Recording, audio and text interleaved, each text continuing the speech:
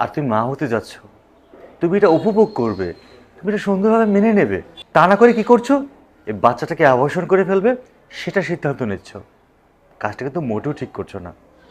অনেকেই আছে বছরের পর বছর অপেক্ষা করছে একটা বাচ্চার জন্য, তারা পাচ্ছে না।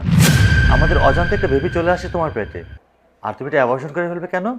তোমার গ্ল্যামার নষ্ট হয়ে যাবে, তোমার বডি স্ট্রাকচার নষ্ট হয়ে যাবে, অথবা তোমার গঠন চেঞ্জ হয়ে যাবে। এই জন্য তুমি নিজের সন্তানকে খুন করতে যাচ্ছ। একবার ভেবে দেখেছো এটা কত বড় পাপ?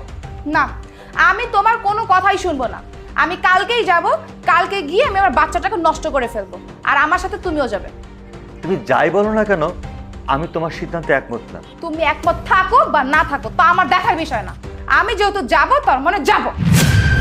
আচ্ছা ঠিক আছে, তুমি যেহেতু চাচ্ছ না, তাহলে তুমি নিজে গিয়ে অ্যাবর্শনটা করে নিও।